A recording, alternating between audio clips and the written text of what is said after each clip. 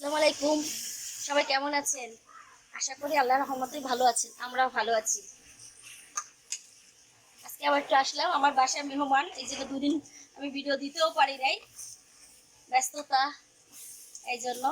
তো মাঝখানে আবার চিন্তা করলাম এখন একটু শেয়ার করি আপনাদের সাথে, এবং একটু মুরগি রান্না করব, আর রান্নাটা শেয়ার করি আপনাদের সাথে।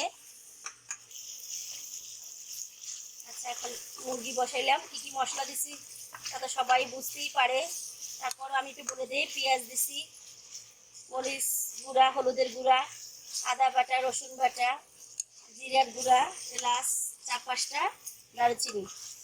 আমি এটা একটা লেয়ার মুরগি, ডিম পাড়া মুরগি যেটা, সেইগুলা রান্না করবো আজকে।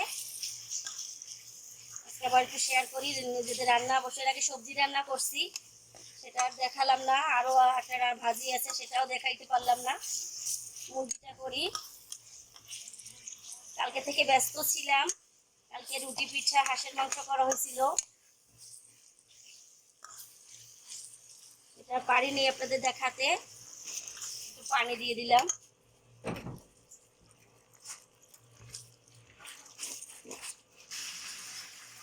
আমার কষানো শেষ, এ পর্যায়ে আমি মুরগিটা দিয়ে দেবো।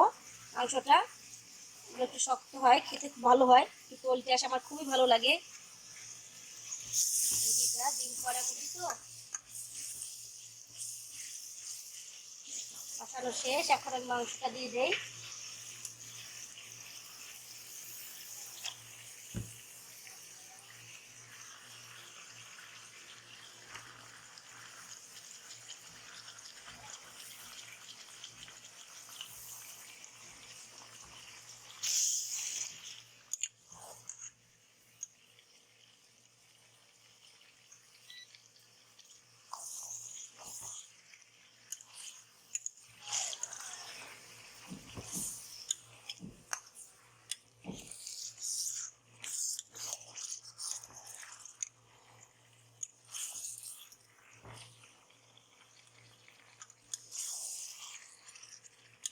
কষিয়ে নেই, তো অনেক সময় লাগবে, এটা শক্ত একটু, এর হাড়গুলো একটু শক্তই হয়, তো খেতে অনেক টেস্ট আমার কাছে।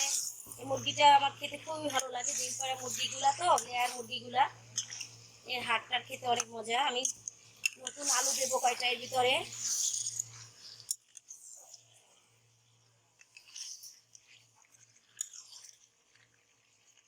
আচ্ছা, আমি একটু কিছুক্ষণ কষিয়ে নিই।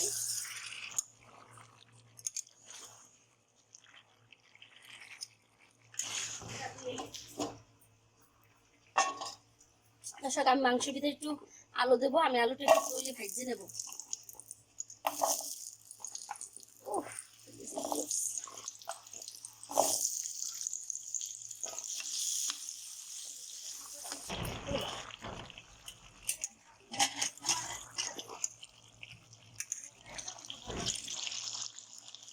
সব কষানো হয়ে গেছে, এটাকে আমি একটু প্রেসারে দেবো। প্রেসার কুকারে না দিলে সিদ্ধ হবে না, এর হাড়গুলো না তো খাওয়া যাবে না। আচ্ছা, আমি এখন একটু প্রেসারে কুকারে যদি 2টা সিটি দিয়ে দেই তাহলে হয়ে যাবে। আলুটা ভাজা হয়ে গেছে, তার আগে আমি আলুটা দিয়ে দেই। আলুটা দিয়ে একটু নাড়া দিয়ে দেই।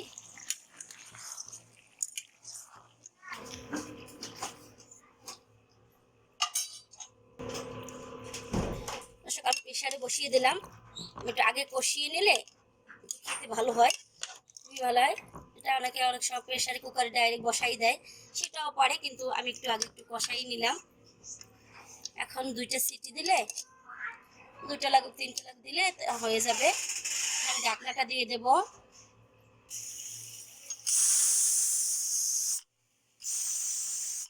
দেখি আমার হয়েছে 2টা সিটি।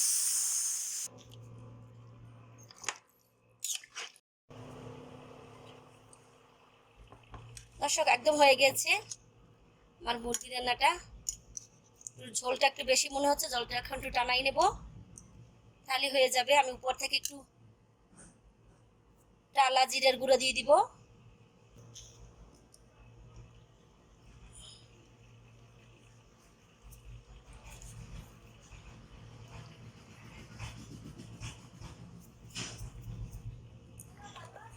আচ্ছা, আমি একটি মুরগি রান্না করা শেয়ার করলাম আপনাদের সাথে। আচ্ছা, ভালো থাকেন, আল্লাহ হাফেজ।